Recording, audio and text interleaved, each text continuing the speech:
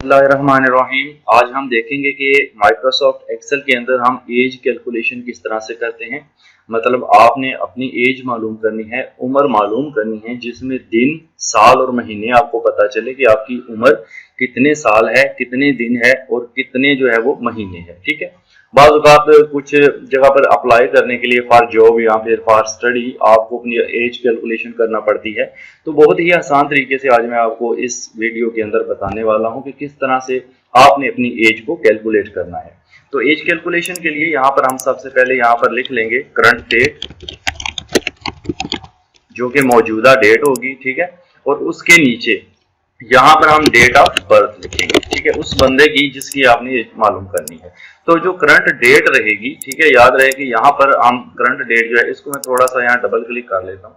जो current date है वो आप यहाँ पर इक्वल लगाकर 2 डे फॉर्मूला लगाकर bracket start and bracket close कर एंटर करेंगे तो यहाँ पर आपके पास आ जाती है। लेकिन हम इसको इस तरह से नहीं लिखेंगे। ठीक है, इसको लिखने के लिए हम यहाँ पर सेल बनाएंगे। जैसे हम यहाँ पर पहले बनाएंगे साल के डे के लिए, यहाँ पे मैं डे लिख लेता हूँ। उसके बाद मैं मंथ लिख लेता हूँ, उसके बाद मैं ईयर लिख लेता हूँ। ठीक है जी। इन तीनों को यहाँ से आप सेंटर अलाइन कर लें, बोल्ड कर लें, और इन दोनों को भी आप बोल्ड कर लें। साथ साथ आप अलाइनमेंट भी देखते रहिएगा कि किस तरह से हमने इसकी अलाइनमेंट करनी है। उसके बाद ये जो दो है इनको मैं डिफरेंट शेड यहाँ पर अप्लाई कर देता हूँ फॉर एग्जाम्पल। और यहाँ पर जो मैंने अप्लाई किया है इसको भी मैं यहाँ पर कोई डिफरेंट शेड अप्लाई कर देता हूँ। ठीक है जी।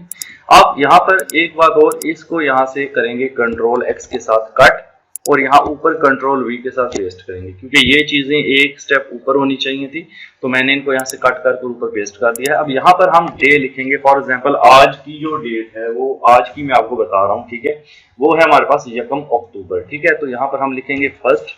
उसके बाद आगे मंथ आपने यहाँ पर लिखना है। ठीक है, तो मंथ हमारे पास 10 है, तो यहाँ पर आप 10वां महीना लिख देंगे। उसके बाद 2022 लिख देंगे। ठीक है। अच्छा, ये मैं दोनों को सिलेक्ट करके एक बार इनकी अलाइनमेंट भी कर दूं तो ये 1 तारीख 10वां महीना और 2022 है। ठीक है। उसके बाद मैं अपनी ही डेट ऑफ बर्थ यहाँ पर लिख लेता हूँ। जैसे मेरी डेट ऑफ बर्थ है 4 फरवरी, तो 4 मेरे पास दिन हो गया, फरवरी मतलब दूसरा महीना हो गया, और 1991। ठीक है जी।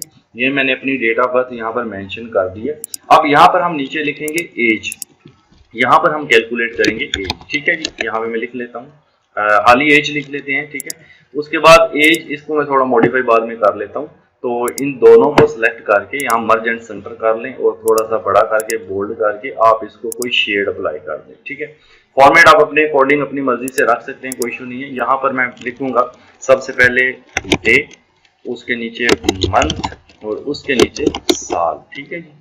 ये सारा कुछ लिखने के बाद यहाँ पर आ जाएंगे, और यहाँ पर डे में हम फॉर्मूला एक अप्लाई करेंगे। सिंपल सा इक्वल लगाना है, कोई खास फार्मूला नहीं है, माइनस वाला फार्मूला है, इक्वल लगाना है। और आपने जो डे है, देखें डे वाले सेल के अंदर मैं लगा रहा हूँ यहाँ पर, तो जो डे है उसमें से आप बड़ी वैल्यू में से छोटी को माइनस कर देंगे। तो इसमें से जो बड़ी वैल्यू है वो 4 है, इसको आप क्लिक करें और माइनस का साइन लगाएं अपने कीबोर्ड से। ठीक है, ये माइनस का साइन मैंने लगाया, और फिर यहाँ पर 1 को क्लिक कर दें। यानी पहले आप अपनी बड़ी वैल्यू को सिलेक्ट कर लें, फिर छोटी वैल्यू को। इससे कोई फर्क नहीं पड़ता, आप छोटी भी पहले कर सकते हैं, बट उसमें फिर माइनस का साइन साथ शो करेगा। तो इंटर कर दें। यहाँ पर आपका 3 दिन आ गया।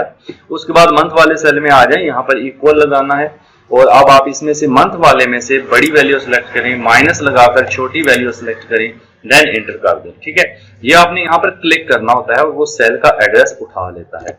ये हमारा 8 महीने हो गए, और यहाँ पर मैं फिर से इक्वल लगाता हूँ, और बड़ी वैल्यू यानी साल है, साल निकालना है, तो आप बड़ी वैल्यू में से माइनस लगाकर छोटी वैल्यू माइनस कर दें और एंटर कर दें। तो ये बन गए जी 31 साल। ठीक है, तो मेरी एज बन रही है 31 साल 8 महीने और 3 दिन, जो कि आज की डेट के लिहाज से बिल्कुल एक्यूरेट है। ठीक है, इस पूरे को मैं यहाँ पर सिलेक्ट करके यहाँ से ऑल बॉर्डर में कर देता हूँ।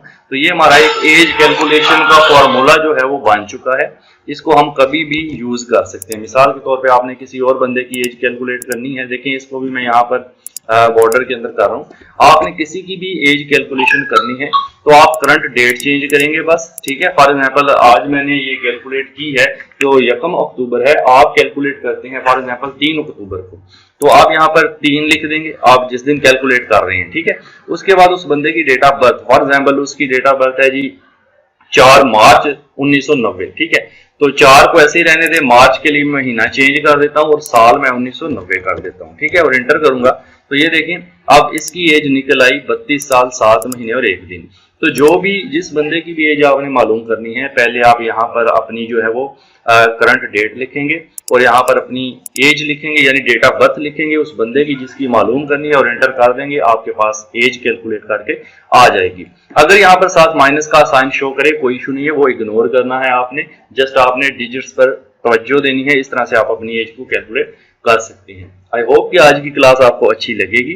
तो अच्छी लगे तो लाइक जरूर कीजिएगा और यहाँ पर नीचे कमेंट में मुझे बताएं कि ये वीडियो आपको कैसी लगी है।